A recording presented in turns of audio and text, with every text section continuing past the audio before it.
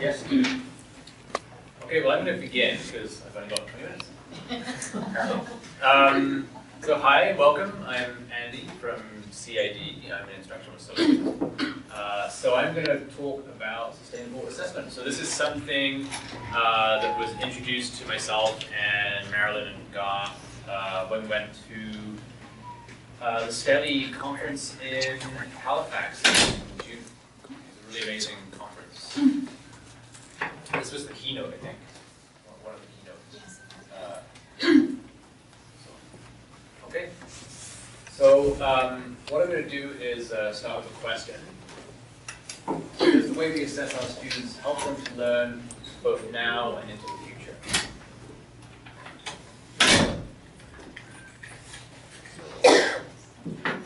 How many people agree with that? Or sometimes. Okay. So that's sort of what I'm going to be talking about with this presentation. Okay. All right. So I put this together as kind of an ideal flow of how we sort of prepare our sort of learning for our students. So usually you start with some kind of learning outcome, and then ideally you ask yourself, how will the outcome be assessed? And then you then think about your learning activity or activities, and they should align with the level of the assessment. So you have assessment alignment. So are you guys familiar with Bloom's taxonomy, the different levels of learning? So if you're going to assess at a certain level, then you also give the students the opportunity to practice at that level as well, so that they're meeting those outcomes. So, and I've just thrown in a couple of extra points here. Is we'll kind of come back to this, but something that we're going to sort of see thrown in here is maybe sort of idea of reflecting, so getting students to reflect on this and getting them to think about rubrics. But I'm going to come back to this in a moment. So just to point out though, so a lot of novice instructors kind of do this the other way around, is that they start with the topic and then they plan the learning activities and then they think about the assessment. So that's the wrong way to do it. This is the right way to do it. Okay? All right.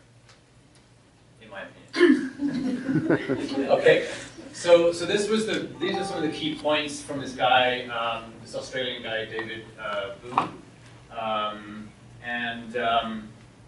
So what he was trying to say was assessment must be connected to learning activities that are productive for students. So this sort of goes back to that previous slide, that the learning activities are relevant to the assessment and to the outcome. Instructor feedback must be consciously designed. So how you give feedback to the students is going to inform them on how they can improve and meet those outcomes. Instructors and students must be partners in learning, which sort of connects with the next point as well. Students must be inducted well into the learning process. So you're getting students to think about how they're being assessed. So if you just go back to the previous slide, Marilyn. Yeah. Thanks. The previous one. Yeah. So so maybe with your learning activities, you're getting them to think about the rubrics. So whatever rubric you're using to assess them, maybe one of your learning activities is getting them to consciously look at your rubric. That would be an example of sort of making them consciously aware of the process. Okay. And then the last point, assessment for learning must be at the center in course design. So these were sort of the main points that David Bood was making. So probably everyone is familiar with these two ideas, formative and summative assessment. So the formative is sort of giving feedback to the students during the course so that they can start to correct. And then summative is sort of at the end, seeing if they've actually met the outcomes. And then this concept of sustainable assessment, I think, sort of overarches those first two. And as it points out, it's trying to foster lifelong learning. Okay. So some other main points of this sustainable assessment. So we're focusing on the learning outcomes. And then there's this constructive alignment. So as I showed you in that diagram, you have alignment between the learning outcomes, the teaching and learning activities, and the assessment practices. And I guess this is sort of the lifelong learning piece, is that you equip students to learn and assess themselves beyond the immediate task. So you need them to think about their learning and think about how they're being assessed, and then maybe that's something that they will take forward into future courses as well, that they're going to be thinking about the rubrics in future assignments as well.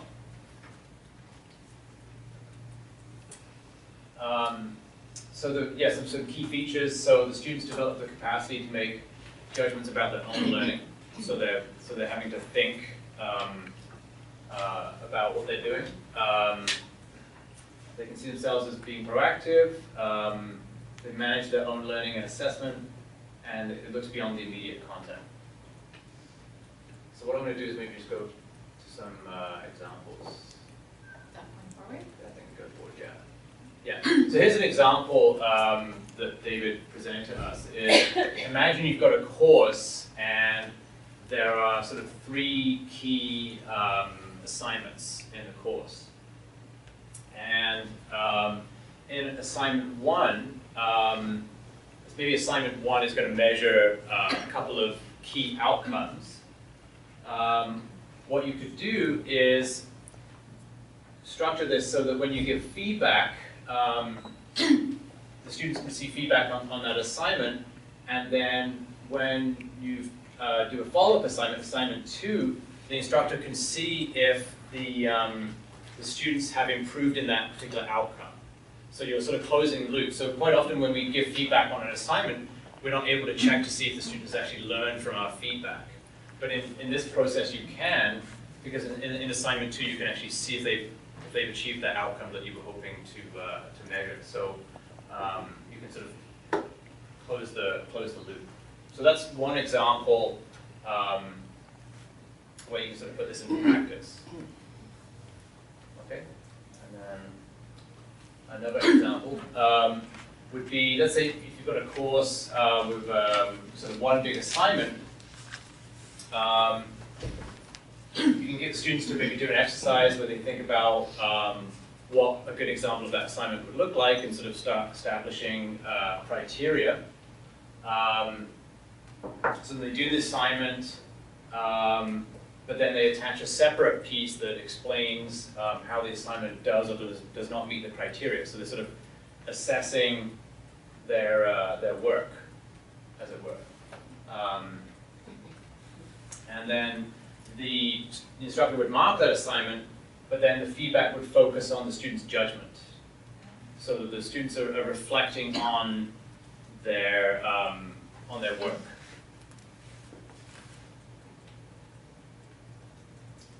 And then the last example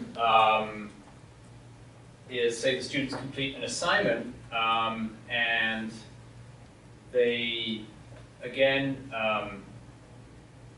think about, okay, what feedback would be useful for me? So they attach with the assignment something that basically says what feedback they want from the instructor on that assignment. So maybe they've, for example, they've written a lab report or something like that, and they really want feedback on the discussion part of the lab report. So they would say, well, I really want you to focus on giving me feedback on that one area of this, because that's the one area that I feel like I really don't know what I'm doing, right? So the student is having to be more aware of what it is they do and don't know. And again, going back to that first example, the instructor could do a later assignment where they actually see if the students have sort of incorporated that feedback that they got from that assignment.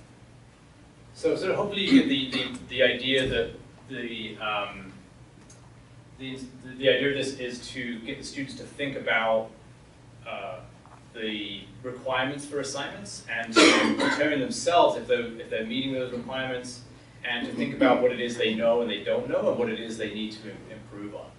So rather than just kind of, normally what we see a lot is students just do the assignment and they're not really reflecting on which parts of it they're doing well, or which parts are doing poorly, and what they know and what they don't know. They're just doing the assignment. So this is maybe getting them to actually start thinking about the rubric and to reflect those kinds of things.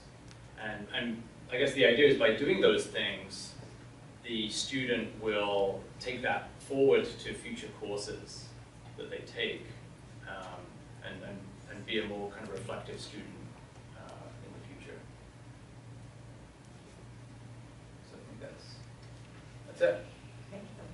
Yeah. So we've got about 8 minutes for questions or discussion. Yeah.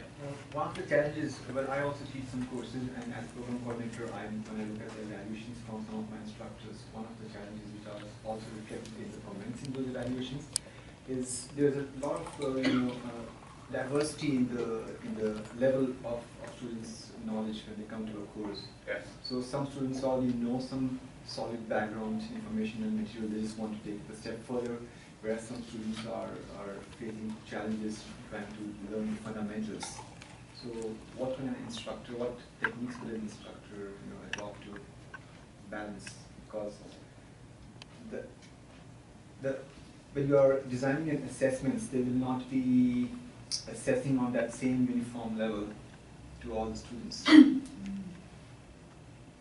Yeah, I mean, I think obviously to be consistent, I think you still need to make the assessment the same for all the students. But I think you could make different students reflect on what it is they already know and are bringing to the course.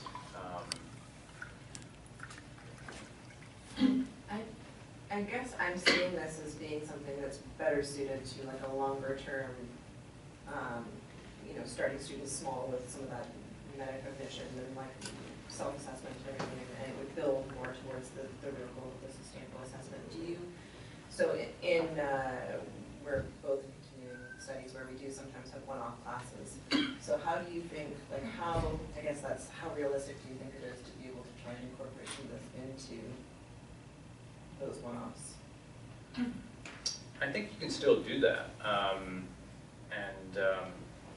So one thing that I saw recently, there's a new web-based thing called PeerGrade. The idea is that students submit an assignment, and then other students are invited to give feedback on that assignment. So this web-based thing does all that for you. To essentially allows a certain group of students to see, say, one student's work, and then it allows them to submit feedback, and then it keeps track of the fact that they've given the feedback.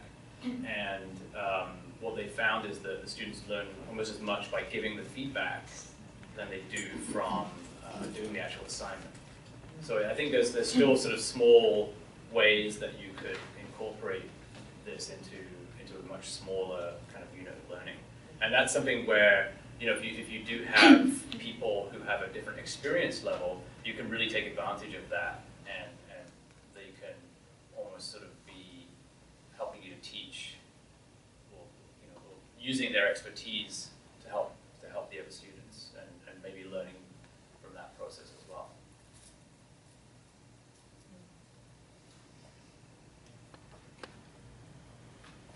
Any other comments, or anybody think of how this could you think of an assignment that you already do that you could incorporate something like this? I like the one with the increasing the challenge increasing from one assessment assignment to the second to the third, overlapping. For us, sometimes it's so different. Each assignment is so different at the end of the term. Yeah. Seeing how they move together in the course. Well, valuable. Yeah, and I think it's sort of closing that. I mean, you know, when you give feedback on an assignment, how do you know that they've actually taken on board that feedback, right? So, and that's what he was talking about. I think this idea of like consciously thinking about how you give feedback to students, you know, rather than, you know, I've spent many years as a physics instructor getting, you know, assignments and then just writing the same comments over and over, and I'm like wondering to myself, why are they not paying attention to my comments? You know, but it's because I, you know, hadn't really consciously thought about, okay, I need to find a way for them to really think about these comments that I'm writing, or try the peer feedback method or something like that. 1 minute. Yeah, I was just gonna, no, I I was at the same session with Andy, and one of the things that really struck me is in many courses you have this big assessment or evaluation piece that's right at the end of the course. And so the student gets your feedback on that, and then what, right? They might reflect on it, but then how do they carry that forward? And so his fellow's suggestion was then maybe the student's reflection then is carried forward into the next term, right, or into the next level of similar course, right, where maybe they have a learning plan or something like that, which would inform the next stage of their learning. So it just kind of helps it, so the process just keeps on, and then they'll continue to take that higher level reflection into their practice. Because I don't know how many times at the end of a term I've given students back an assignment with reams of writing and thought, well, what's the point of that, right? They're done now, they didn't even read them. I also really like that the students really encouraged that students were involved in writing the rubrics for assignments, and that was a really good part of the learning. Yeah, and I just one last thing I'll mention is, Maren, do you mind just going back to that first sort of diagram slide? This one, yeah. I sort of had this kind of aha moment on Friday, is that what I'm seeing sort of in education conferences right now is the line between this and this becoming blurred more as you get more assignments that sort of focus on students getting to think about rubrics or even create rubrics and to reflect on the formative assessment and things like that. It's almost like this is now becoming kind of blurred, and that these are almost becoming sort of like one thing, which I think is good. And I think that's what, in a way, this David guy was sort of getting at, was that, you know, there's an even stronger link between these two things.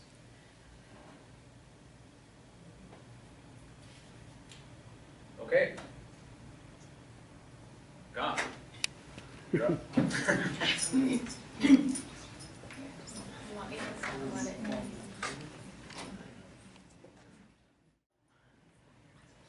Okay, welcome everybody. I'm Garth. I'm from the Center for Instructional Development as well. Just so you know, Andy mentioned Marilyn and Andy and Shirley and I went to Halifax in 2017. I think it was June. We attended what was called the STELI conference. STELI stands for Society for Teaching and Learning in Higher Education. Okay, just as an acronym. They do conferences annually across Canada, different cities. Prior to Halifax, I think it was in Vancouver. Yeah, there's one going to be in Victoria in February, I believe. Oh. Right, so keep in mind, they're typically really, really good conferences. Apart from the conference, Halifax was wonderful. Has anybody been to Halifax? It's a great city. Really, really enjoyed it. I was lucky to spend a little bit of time after the conference visiting Cape Breton and stuff like that, so it was really good. I'd like to do a photo slides show of my trip, but that's not why we're here today. Anyway, one of the workshops I went to was about blended learning, and I get really excited when I see blended learning workshops at conferences. I tend to go to all of them, no matter if there's a lot of overlap or not. This one specifically was put on by University of Ottawa, and it was presented by two people out of their teaching and learning support services. Now that is a center, pretty much like the Center for Instructional Development at BCC here. Let's see if this works. Did you do that I or just did I? did, no. Oh, Works? I'll let you do it then. So just generally speaking, you know, the idea of blended learning, everybody's heard of the concept, the term, and generally speaking, it's a blend or combination of face-to-face and any type of interactive online experience that you provide for your students. Pretty simple, pretty basic, right? However, every institution seems to define what blended learning is in their own way. Generally, as a concept, it's understood to be this. In Ottawa, or at Ottawa, for this particular initiative, they define blended learning as being at least 20% and no more than 80% of in-class hours replaced by interactive online learning activities. Okay, so they give a wide range, from 20 to 80. That's huge.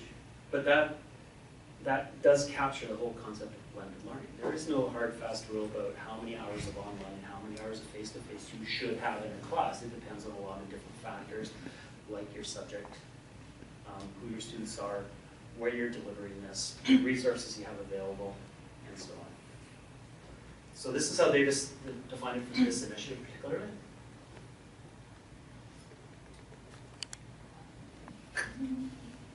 So what's this initiative all about? So in 2013, the Board of Governors at the University of Ottawa approved this initiative. And it basically was, the goal of this was to convert 20% of all their course offerings to a blended format by the year 2020. Pretty ambitious, I would say, because that really, you know, at the end of the day, we're looking at 1,000 courses over a 7-year period. Okay? And again, part of this initiative was reflected in the university's strategic plan. So that would be like our integrated college plan. There would be something specific in there that talked about student experience or enhanced education. So this was driven from quite a high level in a strategic plan at the University of Ottawa. So at the end of the day, they figured this would impact about 500 professors and roughly 25,000 students enrolled in these courses. Of course, we're only at 2017. We have a little bit ways to go. At the end of the day, since 2013, they've already blended 159 courses at a cost of a lot of money. It's almost $675,000. Huge. They're a university, research university. They got lots of money, right? So they were able to fund this. The idea is that maximum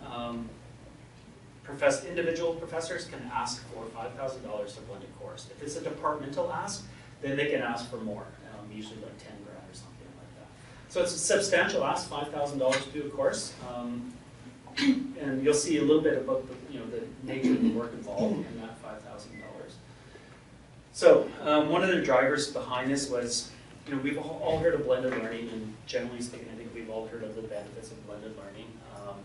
Generally speaking, it's more collaborative, it's more stimulating, it provides more access, students can learn at their own pace, they're not so isolated from a fully online course, there always is a face-to-face component there. Reduces costs for students, travel, expenses, books possibly. And at the end of the day, they feel, or they have felt that blended learning provides better student outcomes. So students do better in a blended learning environment. Do you guys buy that? Do you think it's true? Maybe? Okay, so one of the most recent studies that did meta-analysis on blended learning studies was this one here in 2013 by SRI International. And basically what they found was that there's an advantage of face-to-face classes. Can you see, is that highlighted? I need to stand back. Yeah, it's okay. Yeah, it is highlighted, right? So what they found was significant increases in student outcomes, meaning students did better in their courses in those that were blended versus those that were traditionally face-to-face or online solely. So basically you're getting best of both worlds here. So when they did this analysis, they found that the face-to-face and the online learning, there was no significant advantage or disadvantage to either one. It's only when you blended them that you saw advantages to student learning. Okay. So if you don't believe me, you can look this up. Okay, so this initiative basically had 4 components to it. They started by having a funding program. So of course, if it's approved by the Board of Governors, this is an initiative that will be sponsored and supported financially by the institution. So they initially had a $270,000 fund to help professors blend their courses. And there's a whole kind of extravagant application process you have to go through, and not everybody who applied obviously got it. The other component is that they provided personalized one-to-one consultations with professors. So if they wanted to come up and say, I really want to do this to my class or to my course, and I went through the process of applying, here you go, you get your $5,000, now what? So they would literally have a part of that program, or this initiative, where they would sit one-to-one with professors and work through that consultation with them. In addition to that, they also had more formalized training built into this initiative. And what that looked like was basically a 4-part integrated blended training program that went from either 4 months to 8 months, depending on what the situation was. They usually offered it, if I'm correct, once a semester, so 2 to 3 times a year, basically. They also had things like boot camps. So really what I call course intensives. It's a 1 to 3 day training. You want to come in, you want to learn how to blend. Let's do it in 3 days type of thing. At the end of the day, since 2013, they had 258 people trained, which is, I think, a pretty substantial number of people. The other part of the initiative is that they designed and developed these excellence awards. So professors who have gone through the process, have been trained, and have actually produced a blended online course, people would nominate the people, but the courses specifically. And so they wanted to highlight best practice. They wanted to give the professor something to kind of shoot for, in a sense. And I thought it was a really good incentive. I really liked that piece of it. There's no money involved in that, it's just kudos, recognition. Okay, so one other key thing they did in their training, they developed what they call the core competency profile, and I'll just let you read that because it's pretty self-explanatory. At the end of the day, they want professors to be able to design a university course that has a blended learning component to it. More importantly, though, in this core competencies, they broke it down, and they broke it down into 5 different profile components. Being experts in the field, initiating some sort of reflective practice, thinking about what they're doing and why they're doing it, understanding the learning context, who are my students, what do they need, and the course design, looking at sequence, scaffolding, outcomes, all that type of thing, and again, course delivery. How can they best deliver this course from a face-to-face and an online component, and how do the two merge, how do the two work together? Because they're not separate courses, and there has to be some rhyme or reason to have certain activities online that support what's happening in the classroom. So quite comprehensive. I thought this was really, really good. It gave the training program goalposts, in a sense, to build competencies in their faculty. So the other thing they did, which I really, really appreciate, there's 2 sets. One's on the back, is the page. Okay. What they did was come up with a quality assurance rubric. Now we've all seen probably some of these. Quality Matters has some. Believe it or not, BCC has one that was developed quite a while ago in the Center for Instructional Development. eCampus Alberta has a pretty good one. The University of California has a really half-decent one as well. There's a lot of rubrics out there if you do a Google search. This initiative developed their own rubric for this, and what you'll see, Andy's handing out the actual rubric that they use. Okay. I thought I'd just give you that because it's really comprehensive, and it really touches on these 4 components of an online course. And when you see the handout, you see all the details, all the sort of criteria under these components. So what it does is give you just a sense of what a quality blended course could look like. We're social presence or teacher presence and collaboration. Okay, so if you're designing any sort of online or blended course, those are key sort of aspects to include in your course. So the other page that was handed out is a checklist, and they created this checklist to identify what your teacher social presence is in the course. So there's differences between the 2. Teacher presence is how do I connect with my students, and how do the students connect with me? And social presence is really how do I design something so the students can connect with each other. Okay. I really like this. I thought this was pretty key, and I would use that in my course development. So what? So given that, the initiative is still ongoing. We don't know the full results. The idea is that they've developed blended courses, and that's their measure of success if they hit their mark of 20% of all their course offerings. And I'm thinking, okay, that's great, but we don't really know what that's going to look like. Like, because you blend courses, great, but what is the next step in that for them? And they didn't really talk about that. And it's a question that I had in my mind since then, because I think there's more to just blending courses. We have to understand that there must be some sort of measure of excellence in those courses, and maybe the rubrics are those. So I'm curious to see what comes out of this at 2020. So what? What's the state of blended learning at BCC? Just really quick stuff. So currently we have 2,078 Moodle shells. Now, I didn't put this together. It was Blair Friesen, our DL support person, who did this. 47 are visible, 53% are hidden. Now, does everybody understand Moodle, the difference between visible and hidden?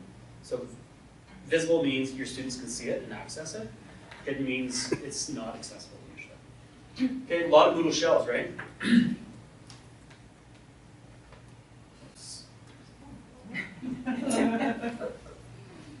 What the hell?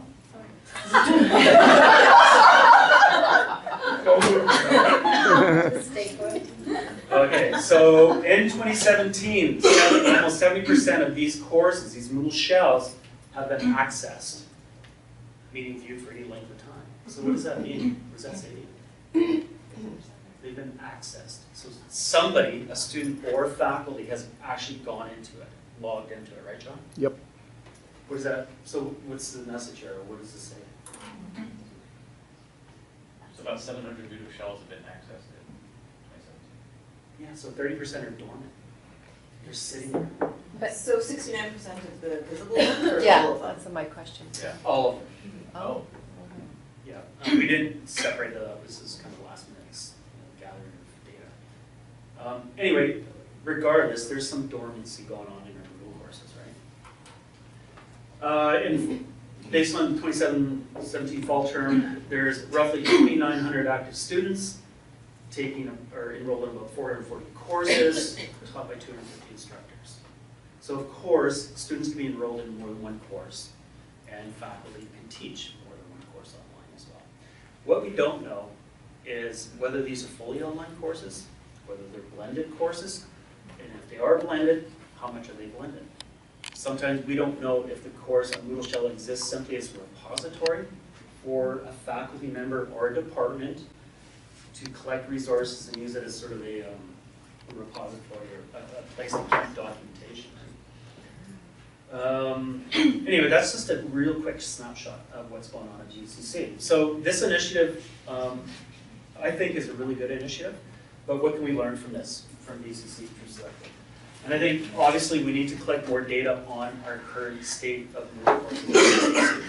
What does it look like? What kind of data do we want to draw from this? Because I think we can mine into the data a little bit more. The other thing I think we can learn is that we need some institutional direction here. We do have a key success driver in our integrated plan, educational quality.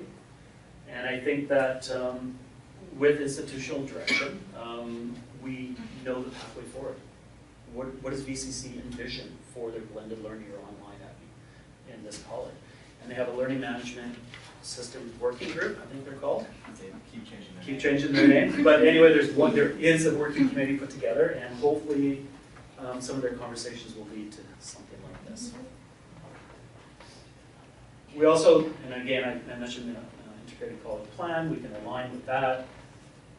We need resources to make sure that faculty can find the time and ways to actually blend their courses. That means money to do it and training opportunities as well. And again, we need quality assurance for blended courses. Right now, our governance process is our quality assurance process. But we don't really look at, well, is this an online course, or is it a blended course, or is this a face-to-face course? And if it's a blended course, are we hitting all the sort of key points of the quality blended or online course? We haven't really got into an institutional level discussion around this. So, question for you. So in your role, everybody has sort of different roles here. What challenges do you see in developing blended courses at BCC? Steve called it already, instructor support. Yeah. I don't know if they're, feel ready to be able to do it and do it well. So more of a training Training, perspective versus the money? training. Training? Okay. Anybody else agree with that? Yeah. What other challenges are they making from a CS point of view? I'm curious. Definitely training. I think there's also willingness for some. It's a little scary. But again, training can help address that. So when we say train, I'm thinking a lot of different things, right? I'm thinking, well, how do we train them to go from a face-to-face to a blended concept, right? Or how do we give them the skills to actually do that? You know, conceptual skills, the technical skills. I don't really have a lot of numbers on our level of Moodle expertise at BCC. And without that, that's kind of a starting point because that's our LMS, that's what we use. Okay.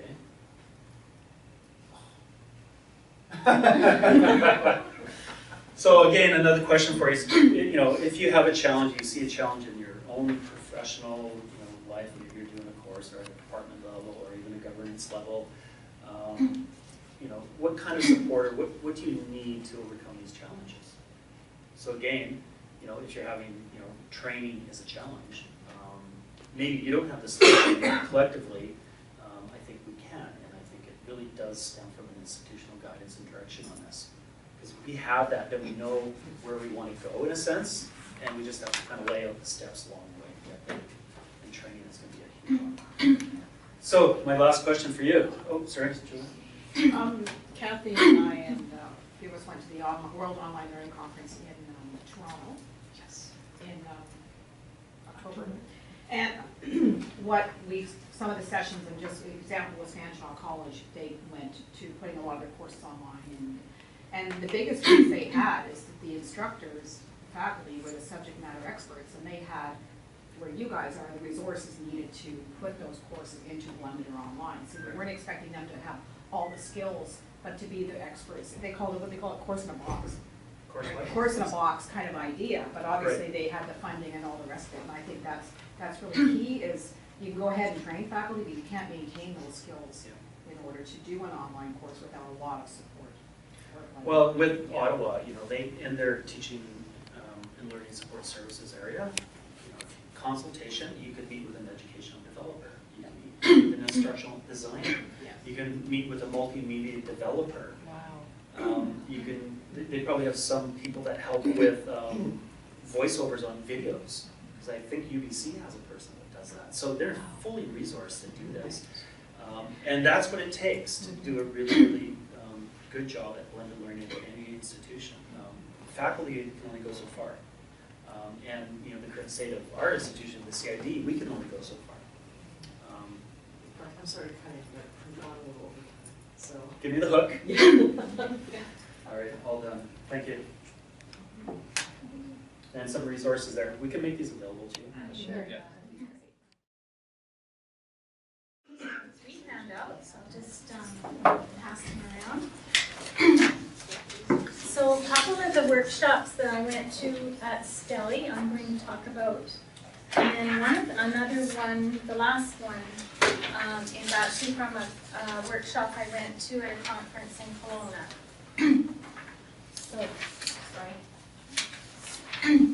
So the first workshop I went to was one around teamwork, and the assumption being that many of us make is that teamwork is something that students come knowing how to do. And in fact, that's not the case, and the expectation really should be that in any new program or or in courses where you're expecting students to be part of teams and do collaborative group work, that you need to teach the students those skills. So a couple of the issues here that were identified is that working with others is an expected competencies in most workplaces. And another, so because of that, we want students to get those experiences in classes and programs. So this, I should just go back a bit here. This workshop was put on by Shona Jones, who is a faculty at SFU in the School of Business, and she works with students our international students. So they also identified that students don't know how to bring out the strengths in others, which is one of the outcomes that you would hope students would learn when they are working in teams and collaborating with each other. Communication competencies are expected of employers, and they are usually competencies that are identified as learning outcomes in most courses and programs. So some of the strategies that Shona and her colleagues identified that they teach in teams so that students can see collaborative communication skills being role modeled by their faculty, and that's really key. The other, some other things is that the focus on most of the assessments and evaluation pieces in courses where teamwork is an expectation is that these assessments focus on skill development, so communication skills and group process are a key component of a lot of the assessments. And the rubrics for these assessments are mostly based on our behavioral assessment tools. And the point of all of this is to help the students learn good communication skills and collaborative skills so that as they go forward in their programs and into the workplace, they have those with them. And also another big part of focus is on reflection in the process of group work and also in learning and communications. Any questions about any of this? Okay, so that whole workshop was around teamwork and teaching students how to be on teams, and that should be part of any course that teamwork is an expectation of. The next kind of workshop that just kind of flowed from that was if you're going to be teaching students to be collaborative and have them working in teams, then it makes sense that you have collaborative exams in a collaborative classroom. So collaborative exams encourages students to work in their teams. It's also, collaboration is usually a learning objective. It's consistent with learning activities that include group work. And collaboration is a huge piece of what happens in an exam where students are working in groups. The students get immediate feedback, and when they are working in groups on an exam, a big part of a huge amount of learning happens in their explaining their rationale for their answer, or what they think is the right answer. So some other things to consider if you are wanting to use collaborative exams in your classroom is that students have to clearly communicate their answers, and sorry, that's not what I meant to say. Students, when you're setting up collaborative exams, you need to clearly explain to the students why you're setting up collaborative exams, explain the benefits to them in their learning, and have clear expectations. And you need to kind of repeat that a few times throughout your course. You want to include questions that require students to draw graphs, write short essays, not just all multiple choice questions. So there's many ways of doing, you can just stop for a second. So I've given you all this handout here. So there is lots of different ways of doing collaborative exams, and this is just this was a little handout that was given at one of the workshops I went to, which just challenged everyone there to try doing collaborative tests in their classroom. So you can use these as a form of reviewing course content for a low test or low stakes kind of a test. You can use all your exams in your course, could be collaborative exams, or some people just use them for final exam. So there's lots of different models to follow. You can do an individual test and then do a group test. And there's 2 different marks, and you give the students a percentage from each of those tests. You can have the students write the exam as a group, but they submit it individually. The students can work individually on the exam, and then they collaborate in a group for a short period of time, and then they go back and finish the exam and submit it. There's also another way is doing a 2-stage exam, where you might have the same questions appear on an individual exam, and then the students work together in a group. And then there might be a few more questions on the group exam that weren't on the individual exam, and the students submit those together. So there's lots of different ways of doing these, but I think that the end result is that students really benefit from working on a collaborative type of exams, and their learning is hugely expanded. So any questions on that? So there is a bunch of resources on the back of this handout. So I'm just thinking maybe we could get the library to put together a listserv on some of these resources. CID has done several workshops on collaborative exams, and we are really finding this is very exciting, and it just gets students very actively involved in the content and increases their learning. So we're really promoting it.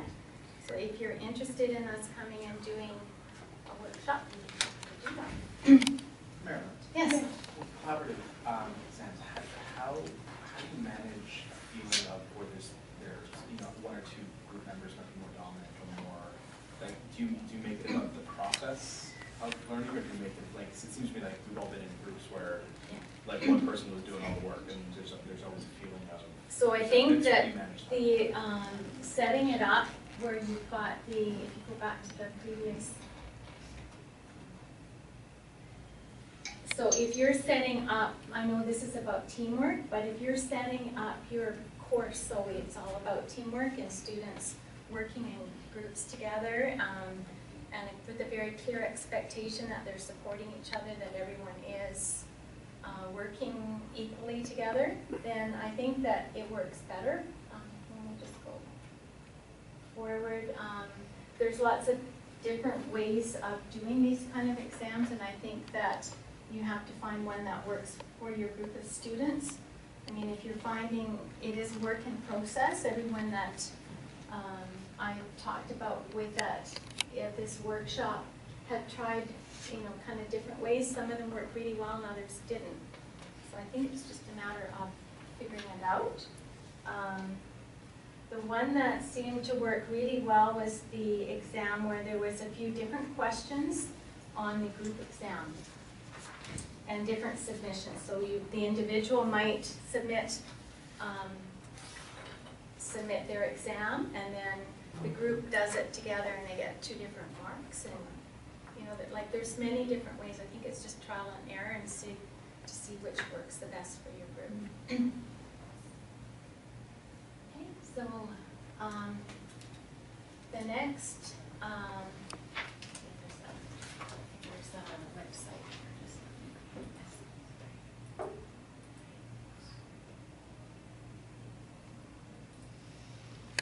Okay, so I went to another workshop in Kelowna, and it was about teaching practices that promote student well-being.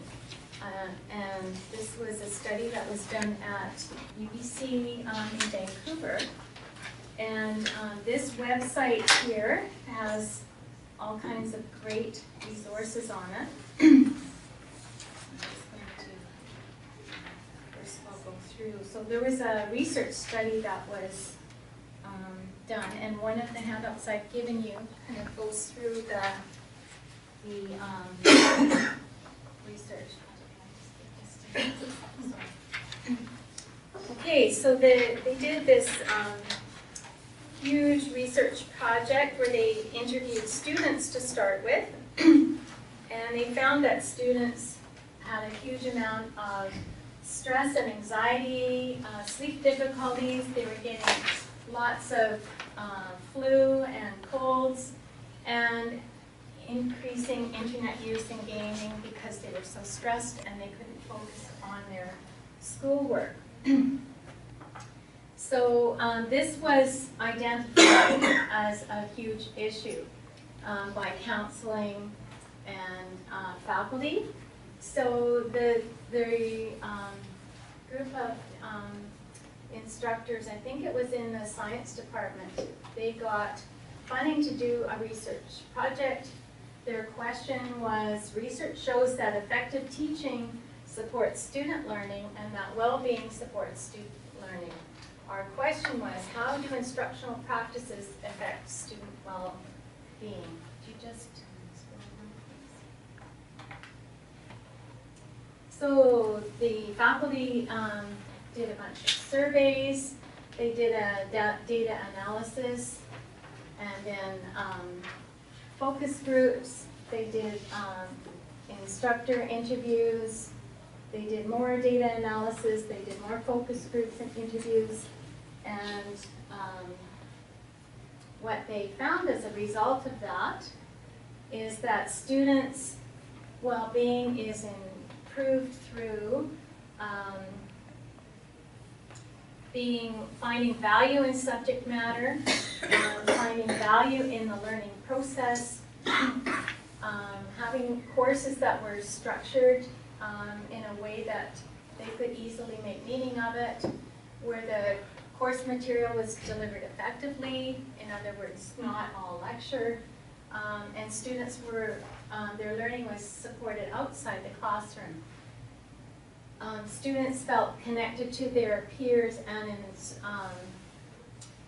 and faculty was another really important piece. If students had a sense of social interaction and belonging within their class, and within their program or course of studies, they were able to learn and be a lot more confident. So if faculties fostered a relationship with their students, and if they fostered a relationship between students in the class, that also led to increased learning. So what the end result of this study was that there should be a support for the whole student. Instructors recognize that students' experience extends beyond academics, and that students have, we all have a life outside of school, and that it was important for faculty to be aware that students might be having a lot of stress in their lives, and that should be something that is talked about in class and not, that the faculty it's important that they would connect students to resources in the institution, or certainly have that information around where students could find that. And I think another probably most important thing was that students were able to learn in a safe environment. So I gave all of you this, this was an awesome tool.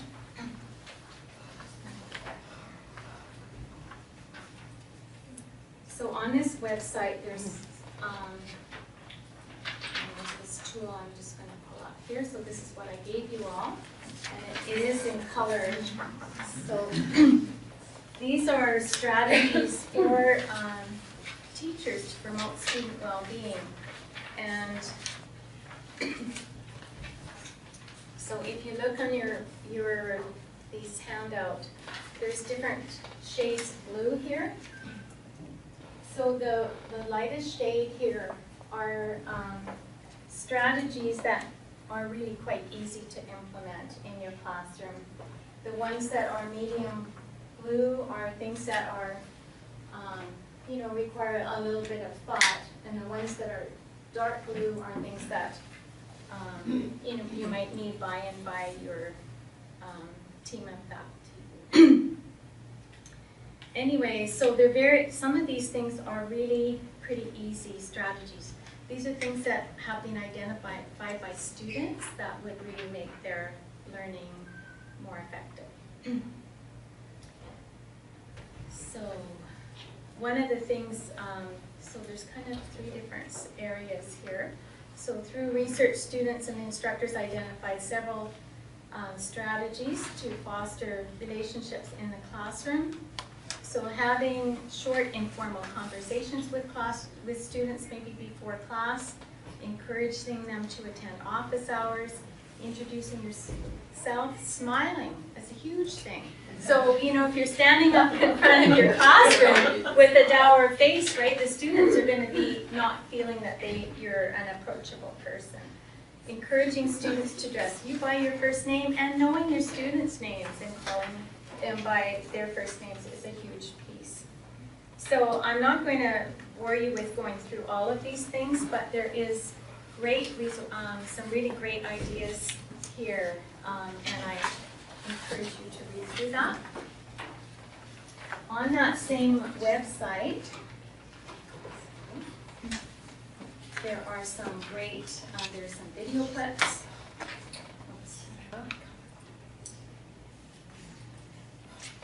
So some of them, there is teaching and learning resources. So lots of different things there. There's videos around working with students that have mental health issues. There's how to keep students awake. Lots of good stuff there. Okay, so Joellen, you mentioned Fanshawe. So Can you write that? yeah, you want to just, you might need to go on. I had to, Control their website was shut down earlier, so I couldn't get in. But Fanshawe College has spent a lot of time and money developing some amazing curriculum development tools. So I really encourage you to go on their Center for Teaching and Learning website. If you just scroll up a little bit. Up, that way. Right. So if you just kind of click on, you don't need to open anything. There's a drop-down box underneath all of these things. So they've got things like for your first term as an instructor, what do you need to get yourself started. They have orientation for their learning management system, and accessibility requirements for students with disabilities, different resources, course delivery, how to develop and create a positive learning environment, student engagement through active learning. I mean, it's just amazing. This one is the best one ever, the Richmond Design. There's this code book, it's about this thick, that has everything you needed to know about course development and program development. It's just an incredible tool, and we are hoping, it is an open source now, so we are hoping to make some of these things BCCs and put on our website that is being revamped, and hopefully will be going live sometime soon. We'll say soon. So, and then professional development, there's all kinds of great things too. So they even have, Marilyn, we're okay, almost 5 hours. okay. core competencies for teachers, which I thought was amazing, right? So they've got just great resources, and I really encourage you to spend some time going through and really looking that up. There are some courses that are free that you can take on their website too. So anyway, any questions? I apologize, I kind of blazed through that really fast. We have the PowerPoints. Certainly. So I'm just thinking what would be the best way to get them to you. We just, John will probably help us with that, we'll just put them together and John will do some magic Okay. and send them out. Okay, Right, John? great. Okay, well, thank you very much for coming, and we hope we've given you some things to keep your excitement in, and there's lots of new stuff happening out there in teaching.